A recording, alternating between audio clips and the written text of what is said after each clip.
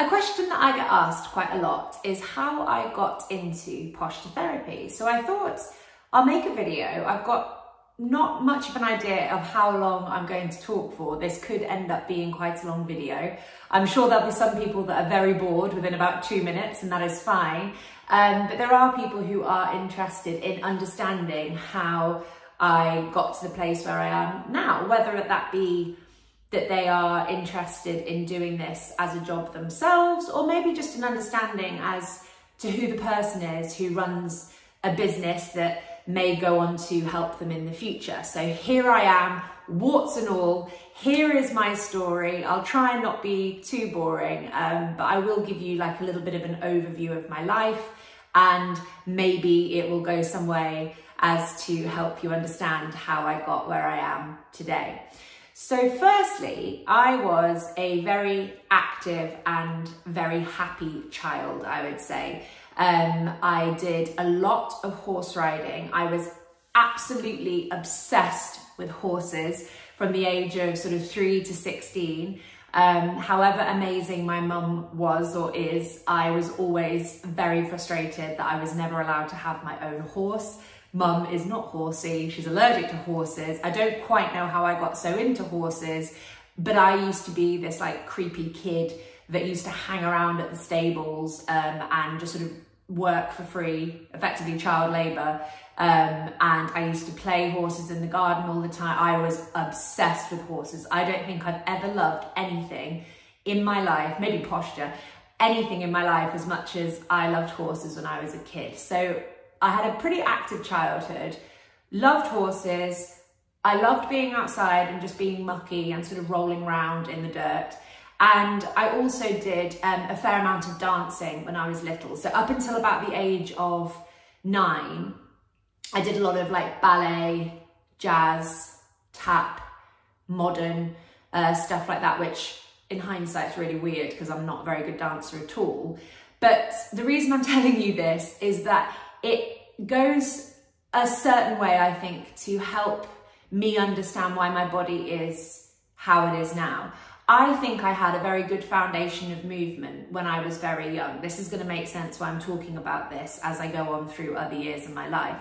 So when I was a kid, I think that I had probably a very good movement pattern. I think I moved regularly. I think I moved with a variety of different movements. And I think doing things like horse riding and dancing are very good sports or hobbies to have quite a varied amount of mobility through your body. So I think without me even trying, I was a fairly functional child muscularly and probably had good posture. And then when I was about 9, my parents started having problems. And I think at the time, I obviously didn't know this, but looking back and reflecting, it was at this point where I stopped dancing, but I didn't like dancing anyway. That wasn't anything to do with that. So it just wasn't for me. But then I started putting on quite a lot of weight. So when I was a sort of slightly older child and into my teenage years, I was fat. I wasn't like hugely fat, but I was pretty fat. So I went from being active and very slim to being porky, for want of a better word. I got very into like computers. I loved reading, absolutely loved reading. And I was just really stationary. I piled on the weight. I wasn't exercising, or I didn't have hobbies in quite the same way that I did. Maybe that's just a typical teenage thing anyway. But I certainly put on weight, and that weight stuck with me for a really long time. And I don't know if it was perhaps that it started because maybe I became a little bit more stressed because of what was going on at home or whatever.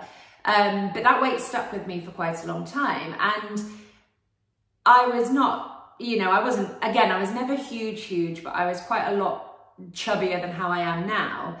And then when I went off to uni, I'd lost a little bit of weight before uni. I'd sort of started going to the gym in sixth form, but I didn't like going to the gym. I was just going to the gym because I thought it was what I had to do to kind of like look as good as I could. Or, you know, all of my friends were very gorgeous and very glamorous and very slim, and they just looked amazing. And I always felt like a bit of the odd one out, I guess.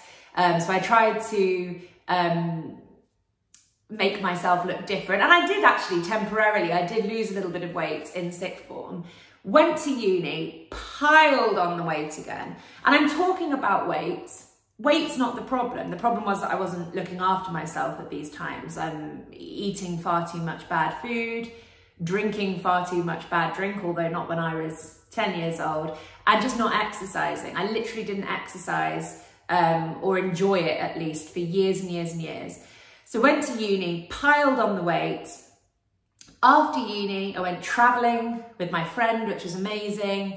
And I then worked in Argentina for like 9 months on a horse farm, which was amazing. And whilst I was in Argentina, I was having such a good time, but I was working physically really, really, really hard. Hard labor, like working with horses in the sun all day, every day. It was an amazing experience. It's one of the kind of defining things I think that happened to me in my life. And I got in shape again during that time. I wasn't like consciously exercising.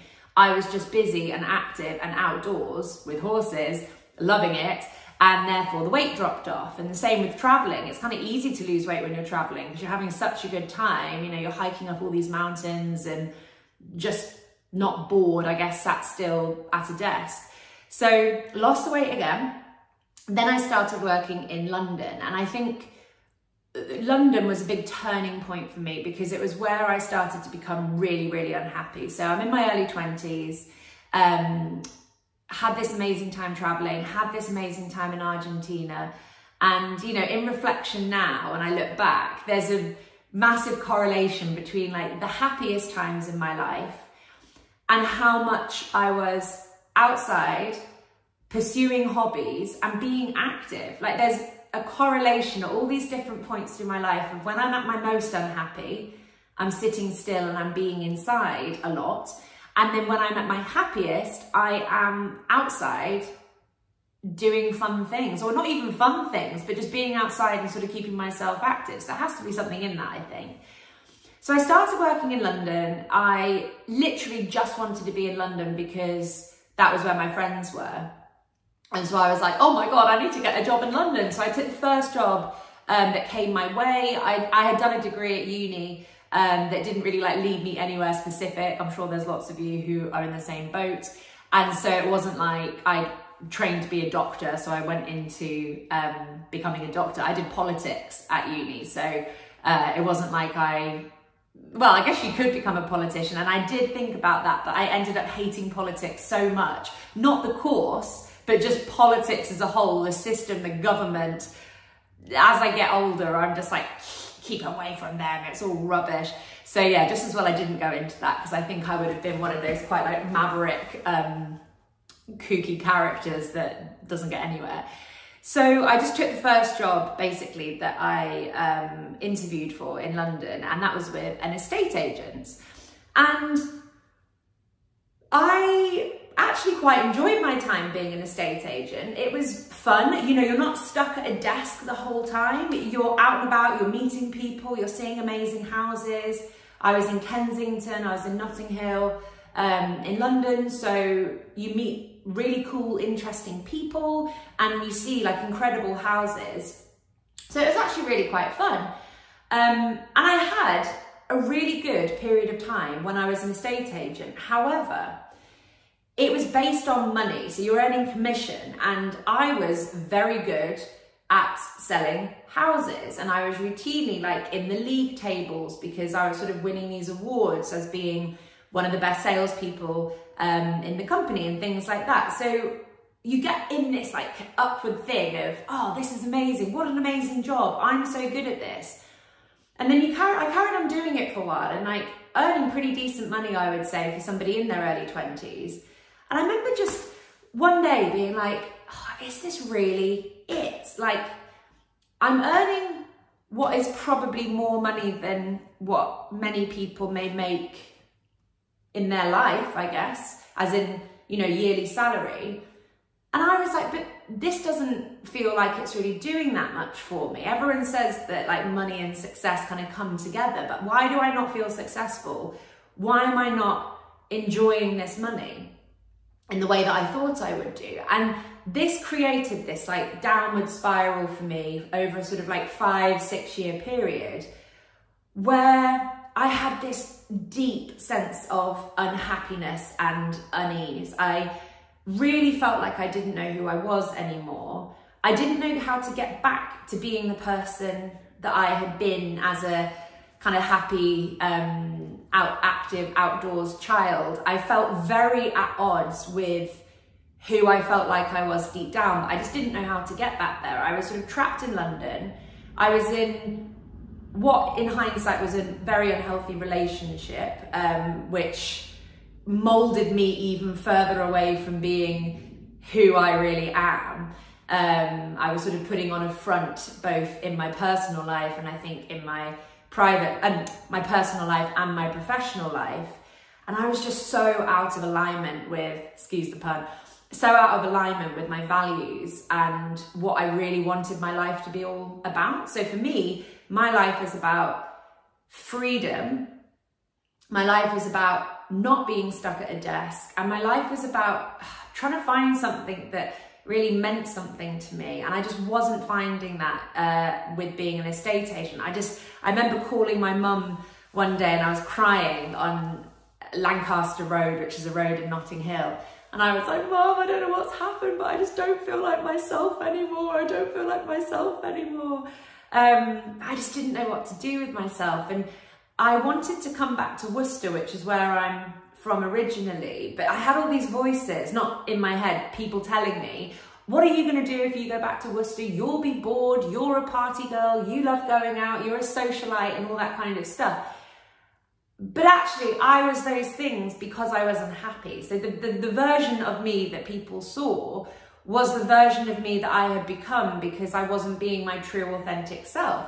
So for years, literally years, I fought my intuition about coming back home to Worcester. I wanted to live a more suburban life. I wanted to live an easier life without the commute, without all the people, without just like the craziness and busyness of London.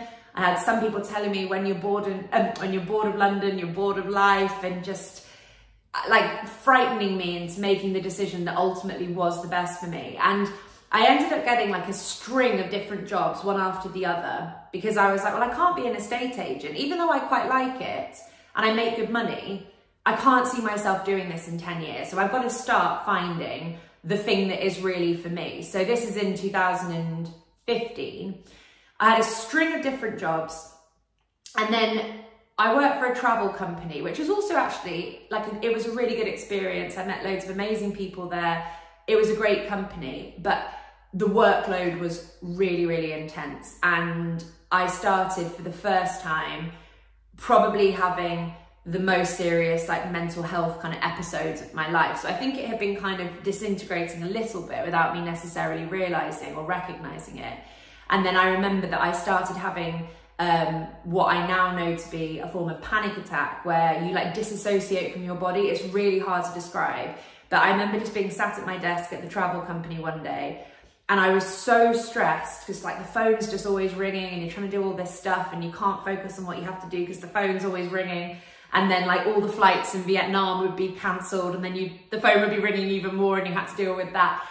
And I just remember someone talking to me, and I felt like I was in a computer game. I felt like I wasn't in the world and that everyone would know that I wasn't in my body anymore. So I had to act back to them. That sounds crazy, but maybe if somebody else has had that same experience, you know what I mean.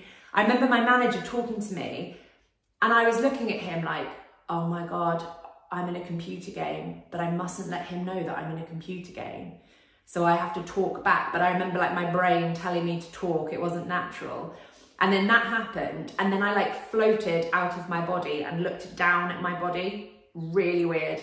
I can't describe it.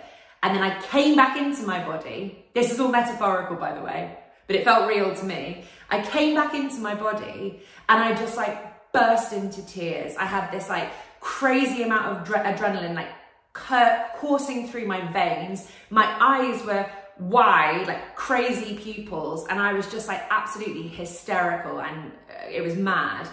My manager was really nice, and I came back home to Worcester and I basically got signed off with stress for a couple of weeks. And then I was like, I can't go back. I can't face London. I can't go back there. So I handed in my notice, and I had like a month of sort of laying low in Worcester, tail between my legs. And I felt like such a failure. So I was like 27 at this point. I felt like such a failure because at this point, all of my friends were sort of becoming a bit more established in the careers that they'd chosen. Like amongst my friendship group, there's some really, I mean, all of them have actually got really quite impressive jobs and a really quite wide variety of different careers. And they were just doing so well. I was, oh my God, you know, they're stepping up through the ranks, they're making more money, they're getting these promotions, moving in with boyfriends, you know, sort of making all of this progress. And I was like, God, here I am, I'm this massive failure. I've had to come back to Worcester with my tail between my legs. It was just awful. It was so awful. And like, again, you don't know these things, I don't think, until afterwards, but I was so depressed. I was so unhappy, and I just couldn't figure out what it was that I should be doing with myself. And I think it kind of came back to always being able to reflect back on these like really happy moments of my life, like childhood up until I was about 9, and then traveling and being in Argentina, those like periods. And I was like, I want to be that little girl that I know that I am. And I had such a lot of fun, and I was so like imaginative and all of that. And I was like, God, I feel a bit emotional talking about it actually, but I was like, I know she's in there somewhere, but she's just like lost her way and I don't know how to find her again. And so I had, again, like honestly, a string of jobs back in Worcester where I just kept applying for these jobs, and I'd do them for like 2 months, and I'd be like, God, this is awful, you know. I thought I didn't like being an estate agent, and I left that, but none of the other jobs that I had were as good as my first job, and I was like, I should never have left that. Maybe this is just what life is all about. Maybe everyone feels the way that I feel. Maybe it is just one of those things that we have to like stamp down and ignore. So then I started like looking again more along like the kind of corporate route, and I ended up getting a job in Birmingham for a law firm working in marketing, and it was horrendous. It was absolutely horrendous. Again, there are always nice people that you work with. Like I still had really nice colleagues and stuff like that, but the job itself was just dire. I had nothing to do. I was sat at my desk all day, literally just, you know, commuting an hour and a half each way, stuck on trains, cancellations, and then to make all of that effort and then just to go into an office and just be sat there staring at a computer, no one giving you any work, that was even worse than being chronically overworked. And I said to my mum when I took this job at the law firm, I was like, this is the last time I am going to work for somebody else. This is the last time I'm going to work for somebody else. I didn't know how I was going to do it. I had no plan, but I can't do this anymore. I'm just not suited to work for other people. So I started this job, not earning very much money, but I was living at home at the time, so I wasn't spending much money. And I just started saving. So I had this like escape plan in that I needed to save money, but I didn't know what I needed to save money for. Started saving money and putting that away every month. And I started to think like, come on, you can't live like this. You can't live like this. You can't be unhappy and dead inside every single day of your life. This isn't what it's about. You have to find something else. And thank God for this, but I decided, I don't know why, I don't know what made me do it, but when I do know what made me do it. I used to walk to the station from my house, and there was a yoga studio, shout out Soul Sanctuary. There was, well, Your Yoga at the time, but there was a yoga studio that used to be in the coffee shop upstairs. I used to go and get my like morning coffee from before I went to work. And I used to see that there was a sign for the yoga studio upstairs. And I'd done like a couple of yoga classes in London, but I'd never really been into it. And also I have to say, at this point, I'm still overweight, not exercising, really stiff and really immobile. So when people see the things that I do now, not that I'm like incredibly acrobatic, but when people see me now, they assume that I've always been really mobile. I had a good beginning of my life where I probably was quite mobile. When I was 27, I couldn't sit cross-legged. I couldn't kneel on the floor. I couldn't bend down and touch my toes. I was as stiff as anybody that I, work with now. So where you're starting off from, that was me in my mid to late 20s before I started doing this work. I've put the work in, my body has changed. I'm not naturally unflexible, like I'd made the excuse for many years. So I saw this yoga studio, and I don't know what made me do it, but I was like, I'm going to become flexible before I'm 30. I don't know why I decided to do this. So I signed up for like a free 30-day trial and for the yoga studio, and I just went every single day. I had no issue whatsoever with committing to going to the yoga studio every day. Admittedly, it was very easy for me to get to, like it was en route. So it was a very, I was sort of reminded of it all the time. But everything I had tried up until that point, I had I'd run a 10K that I trained for once, but as soon as the 10K was out of the way, I gave it up. I'd been to the gym like intermittently, and I'd go for like a week and then I would never go again. I just wasted so much money on like gym memberships in London basically. But I did this yoga and I was like, oh my gosh, I really like this. And I wasn't thinking about it as being exercise. I just found it to be this like solace away from the unhappiness of every other minute of my life at that point. And that sounds dramatic because, I've got lovely family and I've got lovely friends and stuff. But when you hate your job that much, and you're spending so much time commuting, a lot of the hours of the day are spent being unhappy. But yoga gave me this like escape. And through yoga, I just started like listening to different podcasts and reading different books and meeting different people, like yoga teachers who didn't live that kind of typical corporate life. And I just started like opening my eyes is probably the best way of describing it. Like, I just saw that there was a different way to live. You didn't have to like go to an office every day and sit at a desk every day. There were people out there doing it differently.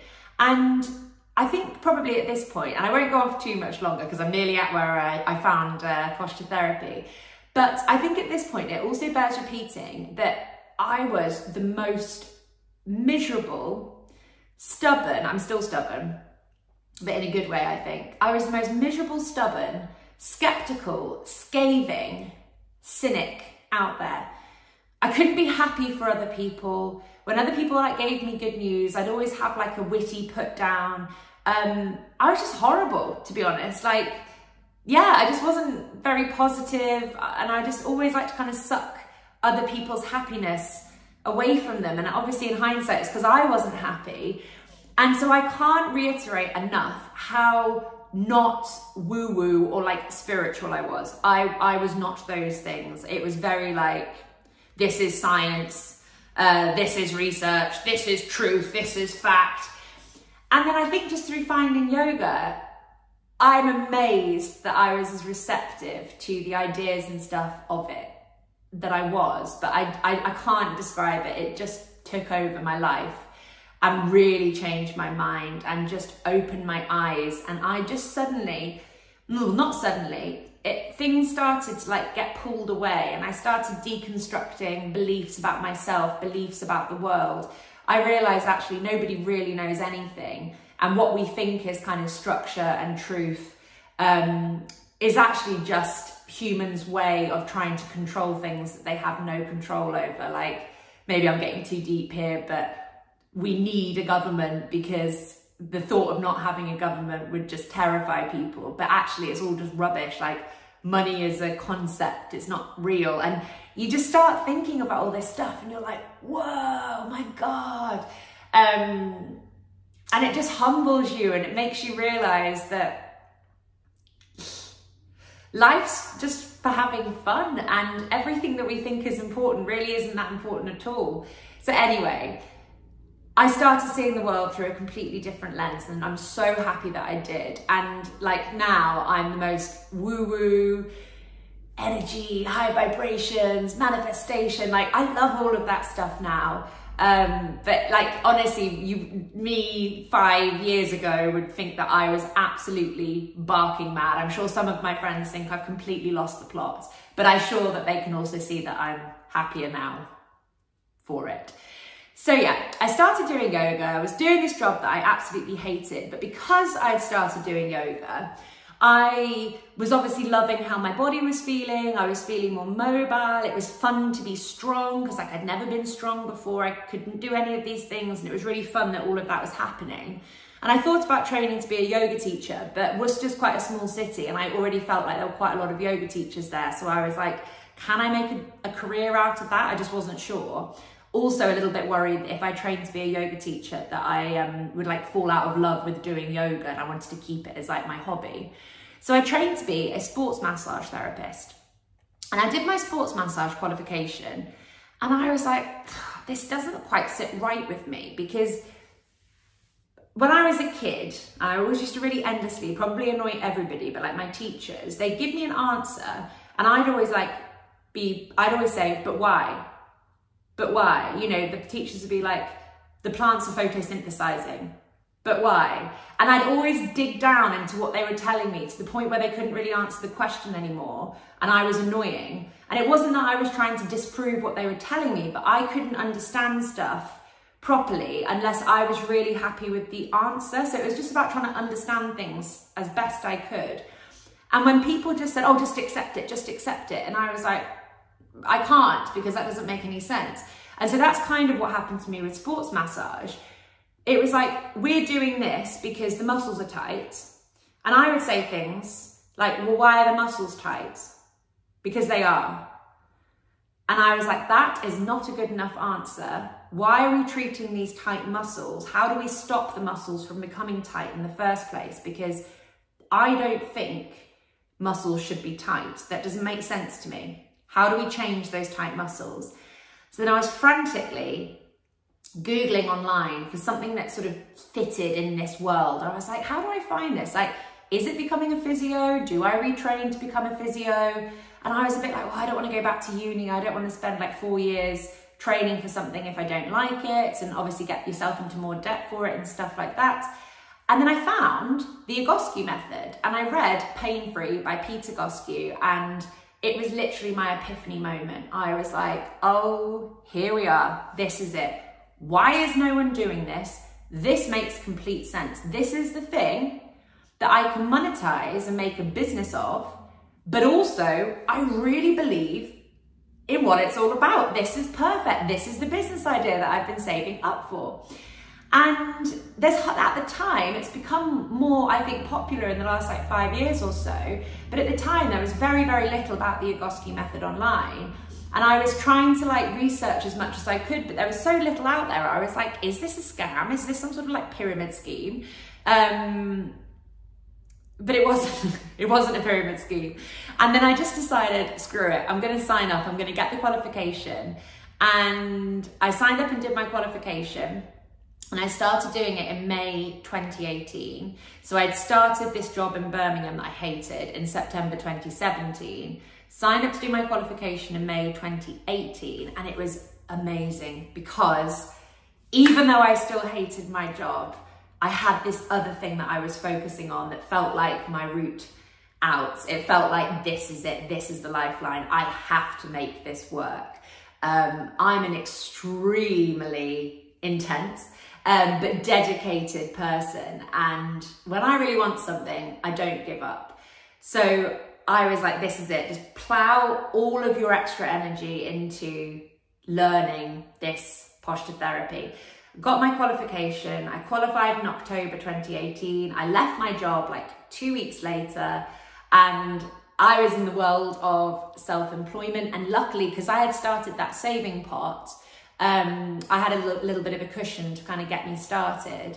And honestly, I didn't know what I was doing. Like when I look back at my early appointments, I mean, obviously my prices reflect it. I charge a lot more now than I did at the beginning. But when I was at the beginning, I was a very different therapist to how I am now.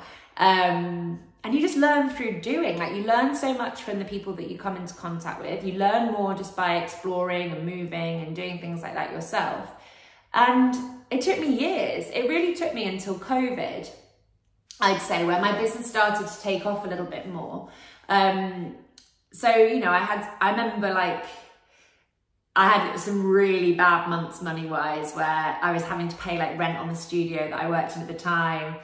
And I was like really, really counting the pennies. I can't reiterate that enough, but I was very poor, but I was loving what I was doing. So it's very different to not having any money and hating your job and hating your daily life. I loved my daily life, but I just wasn't making any money.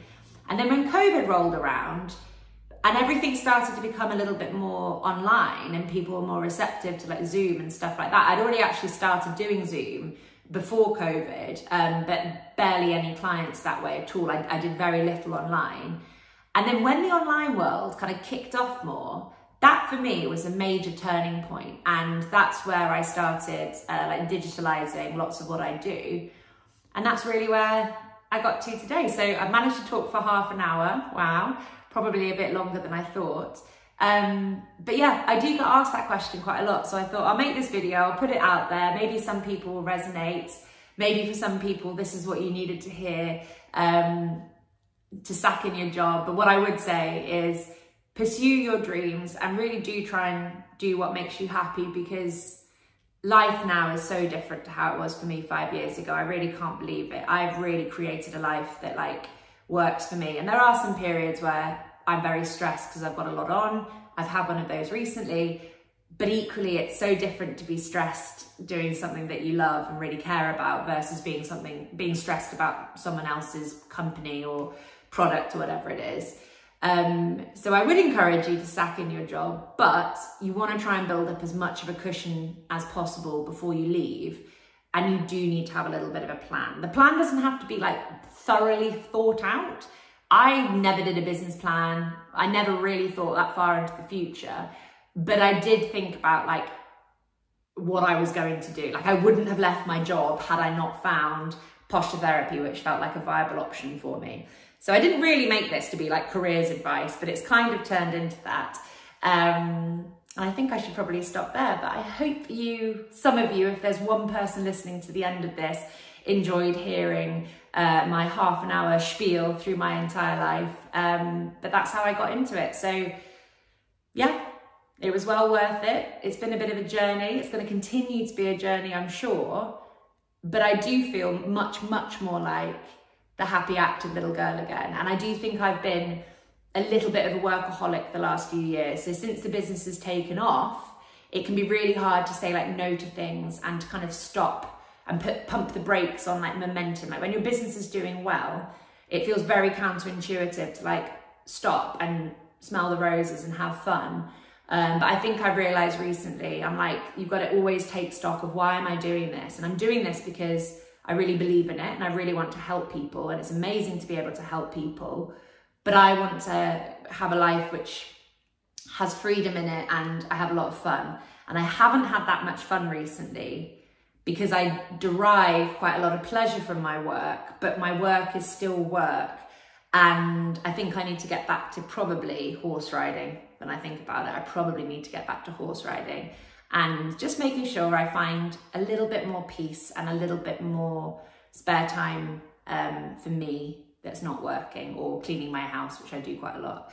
But yeah, I hope you enjoyed listening, and thank you if you are still here. Bye.